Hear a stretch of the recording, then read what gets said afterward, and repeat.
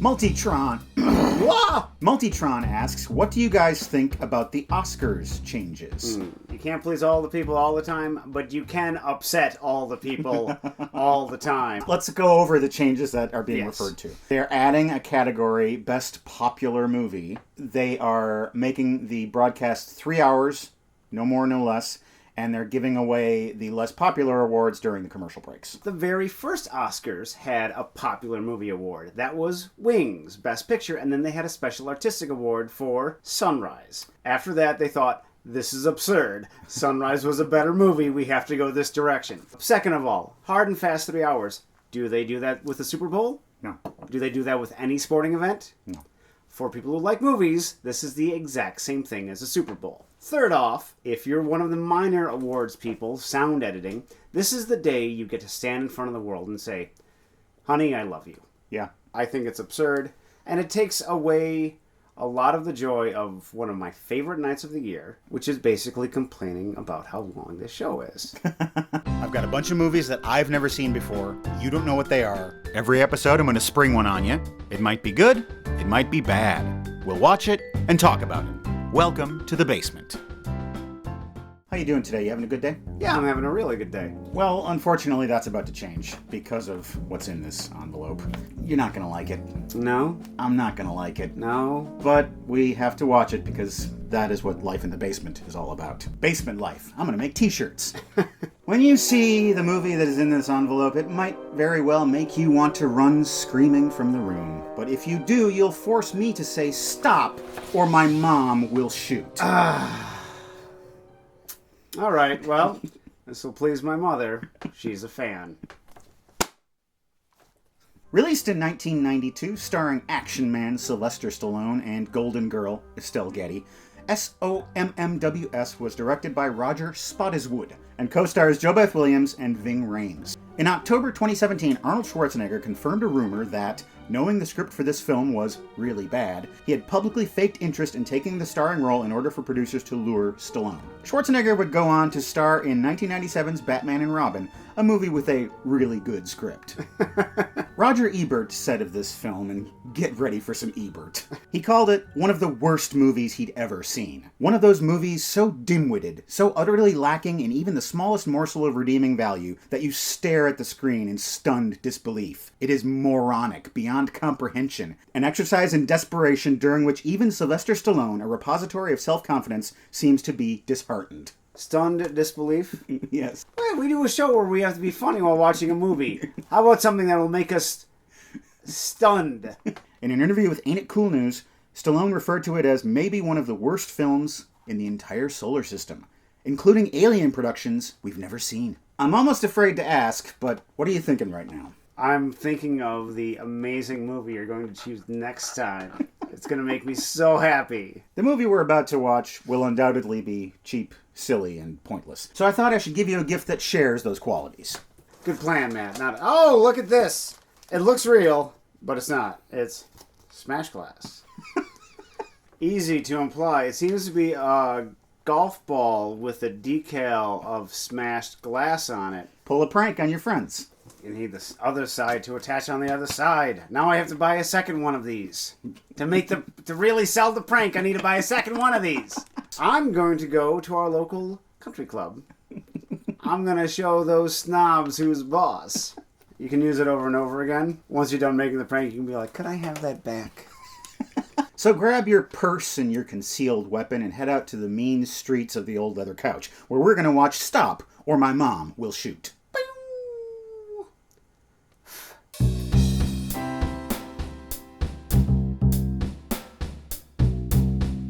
Just gonna get this out of the way right away. Thank you for packing a gun. Ah! Oh, we have an animated title sequence. Joe Bumowski is a cop, and he's out on a sting operation. These goddamn bad guys are always late. If you ask me, every bad guy is damned by God. Tony, we've been sitting here for 2 hours already. Is this your first takeout, little baby? The bad guys show up with their stolen electronics. Man, I don't trust this dude. Hey, he's giving Marcellus Wallace his briefcase. Get your hand out of there. Haha, sting operation. Shooting. running. Guns! Joe does some trick shooting and saves the day. Later on at the bar, Joe's on the phone. Somebody, somewhere, isn't answering. What's that weird device he's using? A beer? Every day after work, I like to relax with a couple of weird devices. That doesn't sound right. Detective Joe is currently having a secret relationship with his lieutenant, Gwen Harper. She found out that he was at the bar all night long. He was calling somebody, and it wasn't her. It's calling my mom. You run away from responsibility, you run away from commitment. You run away from bears? They break up. I gotta go to the airport to pick up my mom. I'm liking the soundtrack to this. It's understatedly madcap. She's been telling everybody on the plane embarrassing stories about him. Our boy Joey, his penis was so small when he was a baby. That's Tootie. She drives him crazy, because she still treats him like a little kid. Drive back to his place is interrupted. Watch out! Stop, or my car will crash. Joe finds out that there's a jumper downtown. How you doing? You all right? Leave me alone. I don't want anyone touching me. This kid's name is Corey. I'd stake my life on it. Well, he wants to talk to his mother. Apparently, they've been having some problems. And so Tootie takes matters into her own hands. I know I'm not your mother, but I am a mother. Oh, no. Stop her, my mom will shoot her mouth off. That boy up there is my son, and boy, he did crazy things when he was a kid. Joe is embarrassed on the ledge. Well, the jumper's life is put into perspective by seeing Tootie. I think I'm ready to go in now. Yeah. Tell you, that guy needs help. He pulled a Kaiser Soze. They go home.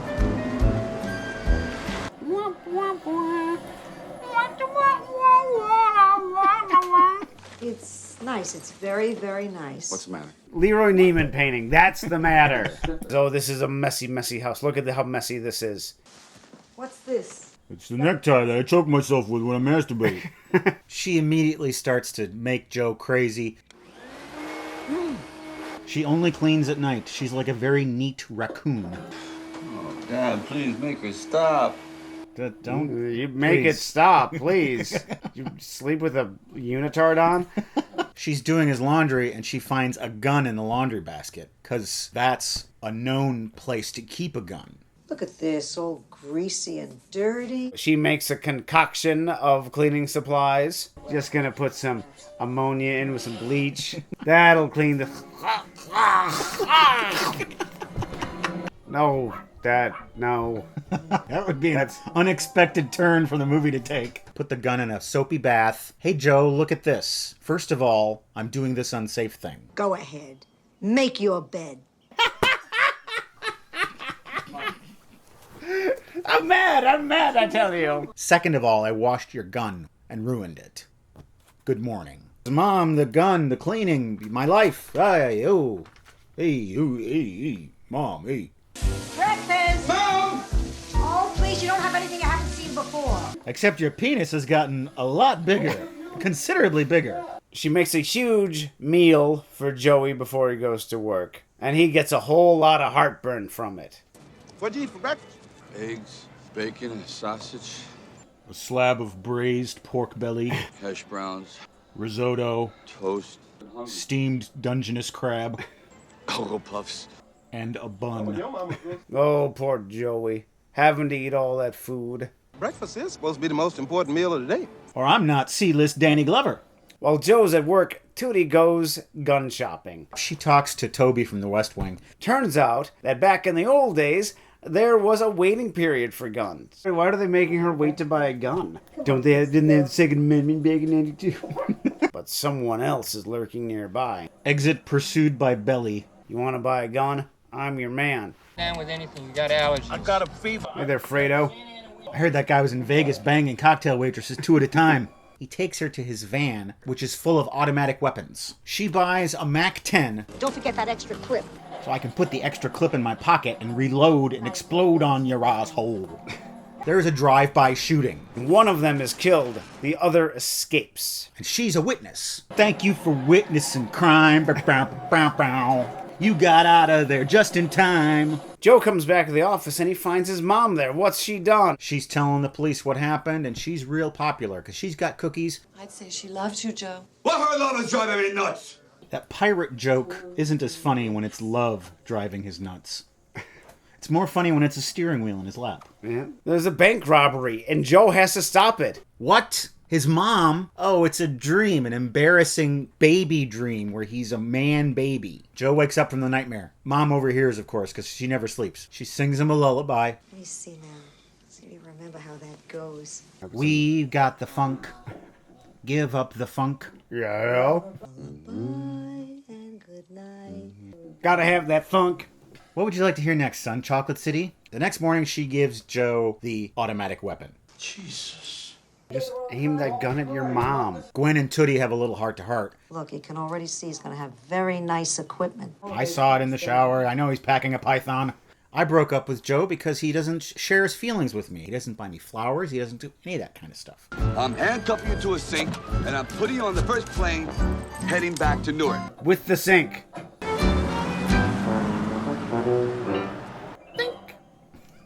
And with the information that she gives Joe, Joe goes to this house where he suspects the criminals are. They're there. There's a chase. Run, Fredo, run! Get him! We're gonna nail those turkeys!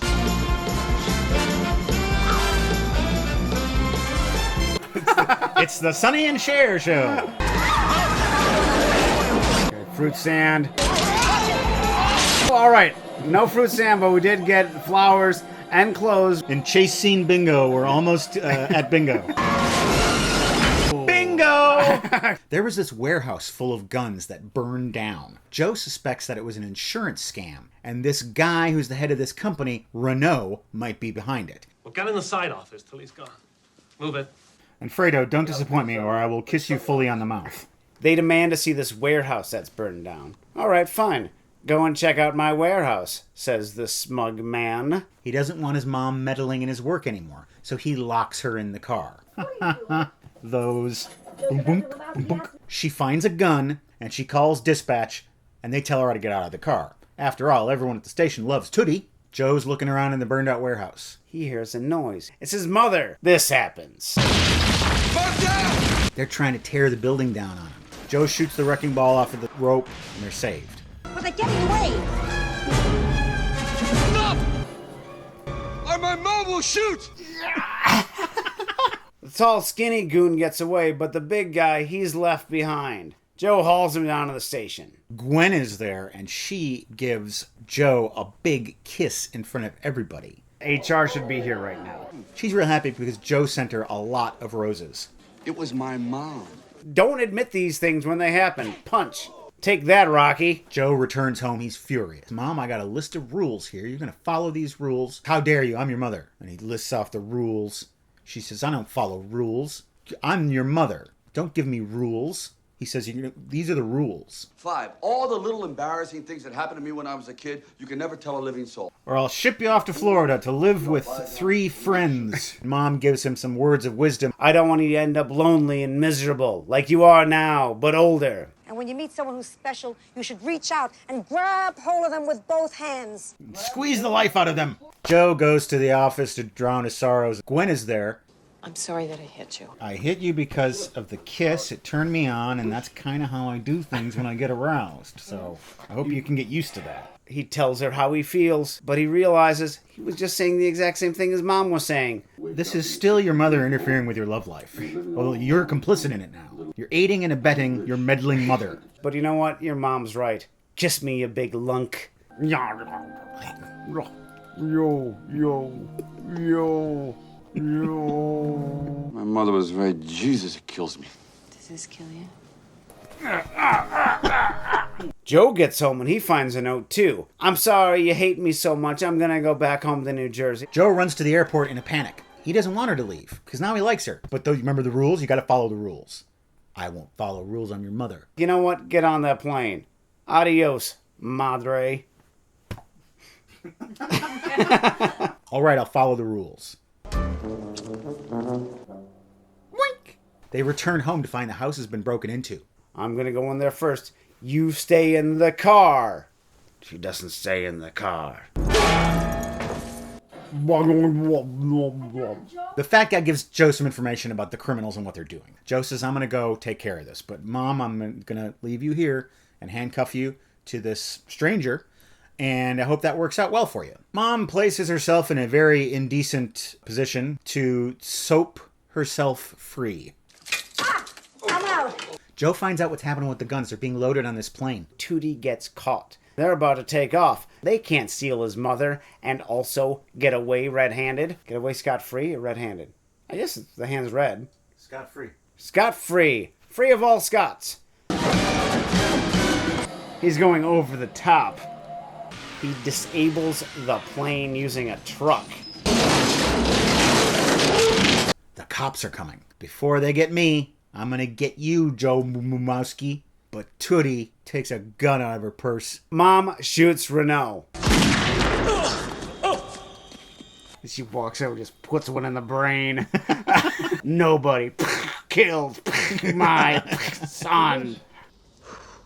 Joe is seeing Mom off at the airport. He's sorry to see her go, but she's going to come back real soon. And Gwen has a new ring. She soon will be Lieutenant Mrs.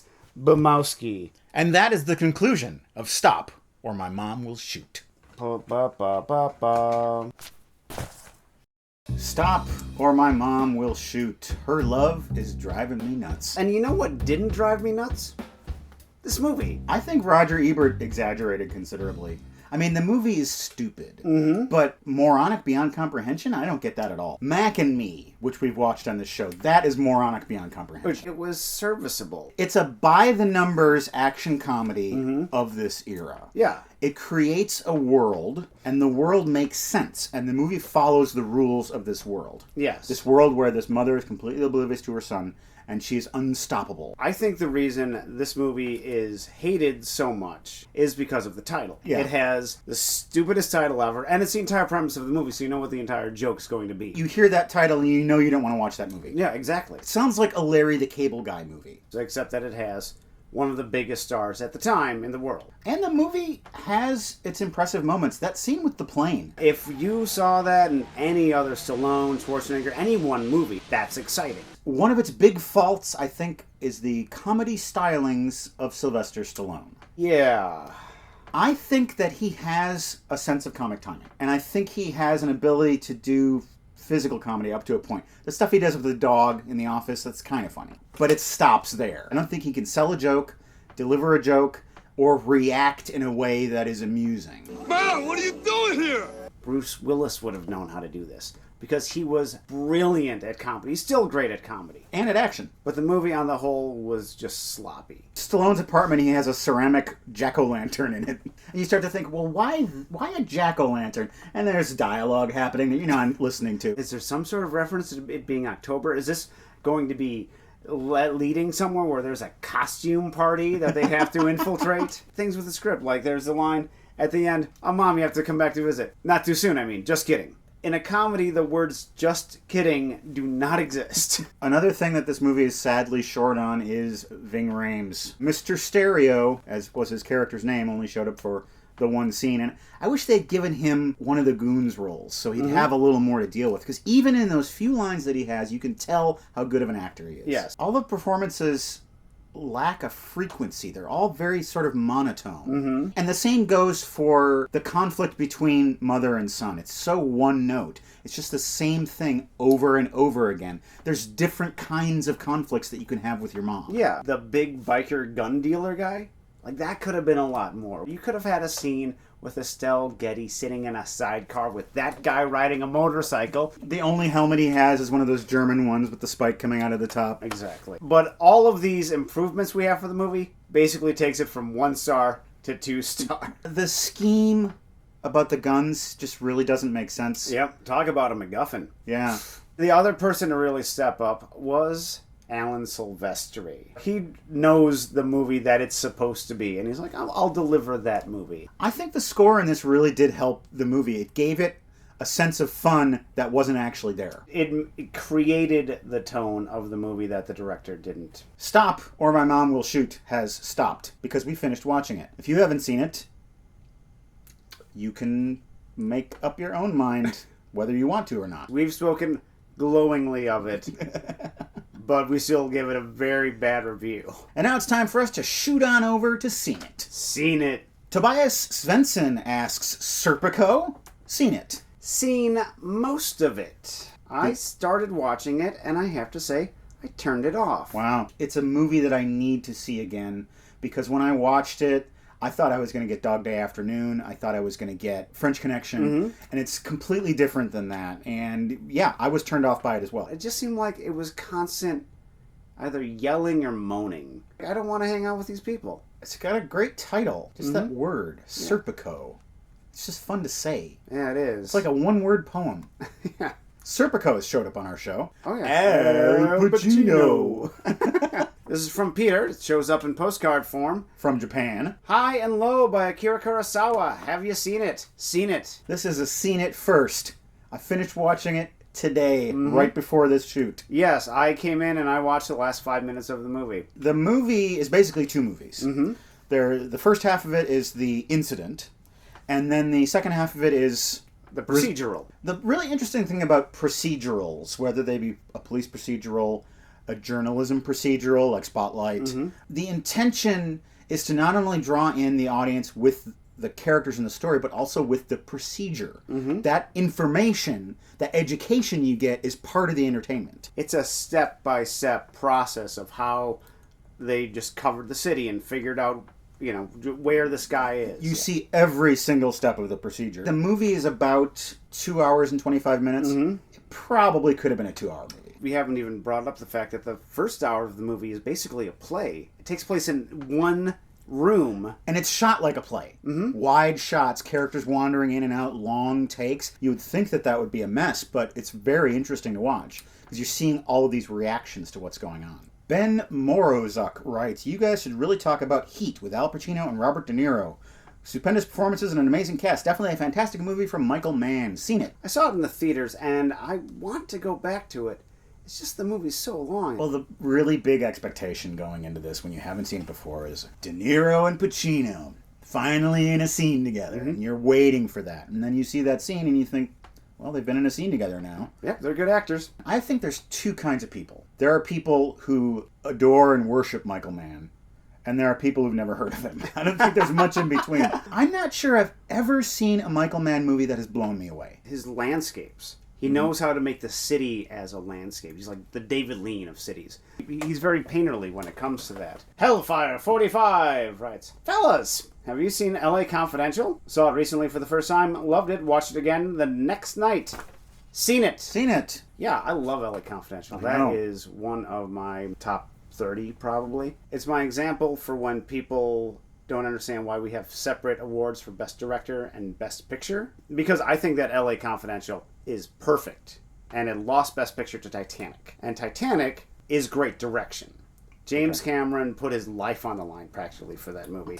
And so he deserves Best Director. He figured out all these different things. While LA Confidential is just better at storytelling. Now, what do I have to say about the movie? I don't know. It's just... If you think it's a perfect movie, then there's nothing to say. Yeah. That's one that I want to see again that I probably actually will. And you should. You'll see a lot more the second time through. Stop on over, with or without your mom, to our website, welcometothebasementshow.com. You can see all of our episodes, every single blessed one of them.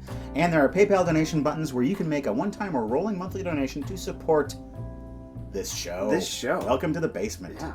Some of our generous donors are Ian, who says, could you please wish a happy belated birthday to Dean? Not only is he a stand-up guy, he introduced me to your program. From Ian, Joy, and Luna the cat. Happy birthday! Ah, Dean, happy birthday! And Lindsay, who says, my favorite pastime with my husband is watching your show.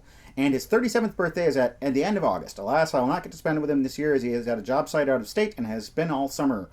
In honor of his birthday, I'm making a special donation to you guys. Oh. Please wish Drew a happy birthday. It would make his day. Happy birthday, Drew. Happy birthday, Drew.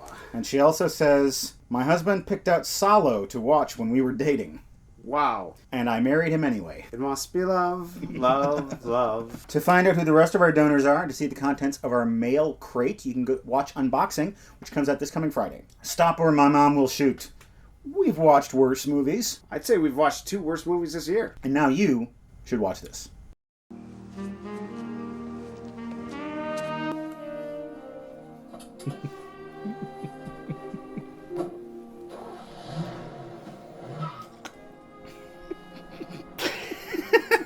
Enough!